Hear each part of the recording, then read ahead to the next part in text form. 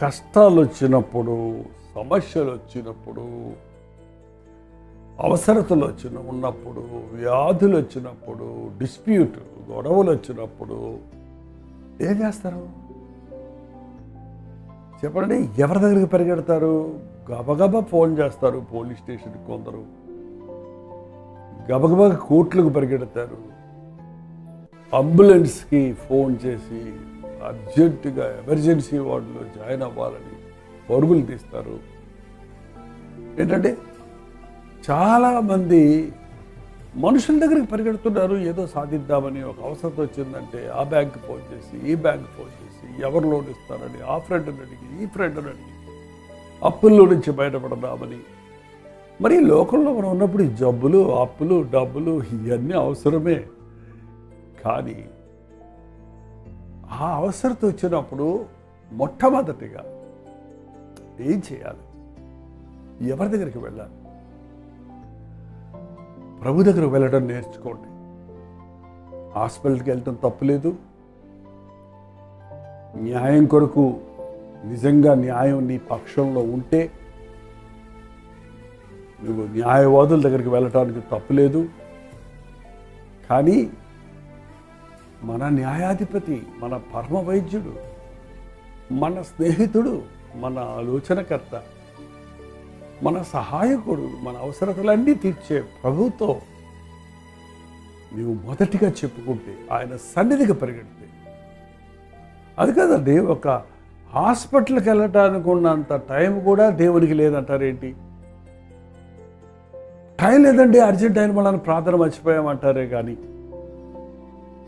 ఒక్క నిమిషం నువ్వు గదిలోకి వెళ్ళి మోకరిస్తే, నీ బాధను, వేదనను ప్రభువుకు చెప్పుకుంటే ఆయన వింటాడు అనే విశ్వాసం నీకుంటే అద్భుతాలు నీ జీవితంలో చూస్తాం. ఎంతో సమయం మనం వృధా పరుచుకుంటున్నాం. మనకు న్యాయం జరగాలని మనుషుల దగ్గరికి వెళ్ళి బ్రతిమలాడుకుంటున్నాం, మనుషులతో వాదాడుతున్నాం, వాదిస్తున్నాం, మనుషులతో గొడవలు పెట్టుకుంటున్నాం, మనుషుల మీద ఆధారపడుతున్నాం.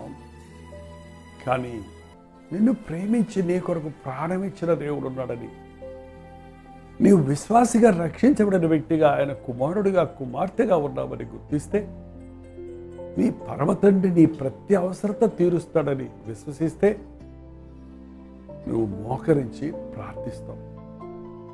చూడండి, దేవుడు ఆటోమేటిక్గా దానంతట అదే అన్నీ మనకి ఇచ్చేయడండి.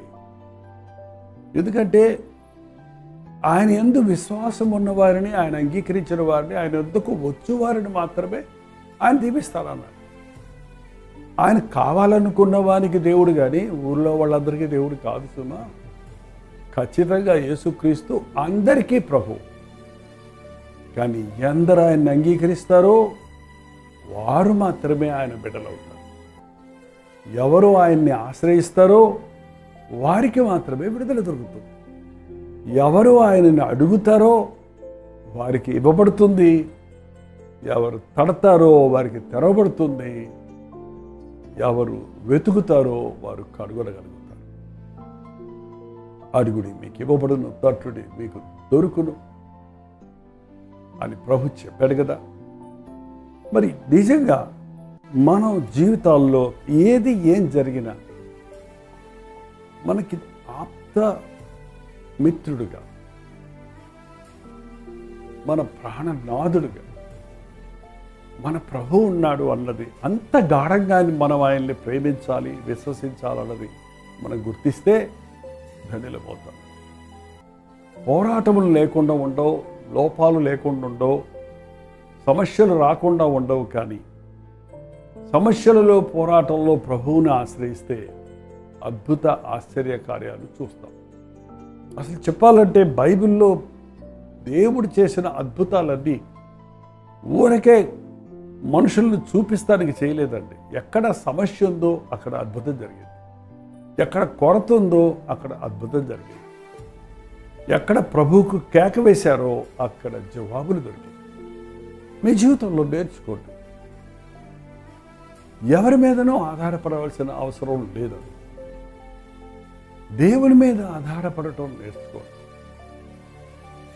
ఆయనే మన ఆధారము, మన బలము, మనకు నిధి, మనల్ని స్వస్థపరిచేవాడు, మనల్ని ఆదరించేవాడు, మనకు ఆలోచన ఇచ్చేవాడు, మనల్ని ప్రేమించేవాడు నా యేసు ప్రభు.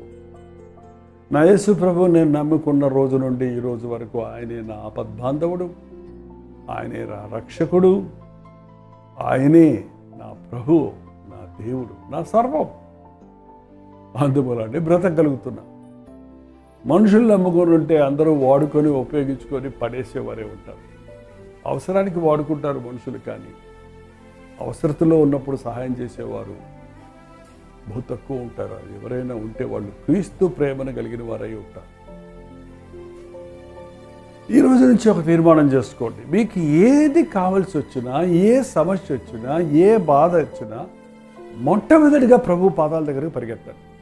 ఇదేం కొండకెక్కాల్సిన పని లేదు, గుళ్ళకి ఉడికెళ్లాల్సిన పని లేదు. నువ్వు ఎక్కడున్నావో అక్కడ మోకరించి విశ్వాసంతో ప్రభు నా ప్రార్థన ఆలకిస్తాడని నువ్వు ప్రార్థిస్తే నీ ప్రార్థన పరమునకు చేరిన మరుక్షణంలోనే ప్రభు నీకు ఆపత్కాలంలో నీకు సహాయం చేస్తాడు. ఆపత్కాలంలో నీవు నాకు మొరపెట్టు, 6 నెలల తర్వాత నీకు సహాయం చేస్తానన్నాడా? నేను నిన్ను విడిపించదను, నీవు నన్ను మహిమపరచదు. ఇక ప్రమాదకరమైన సమయంలో ఉన్నప్పుడు ఒక కేక వేస్తే చాలు. నీ కేకే ప్రార్థనగా దేవుడు అంగీకరించి, నీ హృదయాన్ని ఎరిగిన ప్రభు, నీ కేక యొక్క అవసరత ఏంటో బాగా ఎరిగిన ప్రభు నీకు జవాబిస్తాడు, నిన్ను ఆదుకుంటాడు. ఎస్, దావీదు తన జీవితంలో అది నేర్చుకున్నాడు.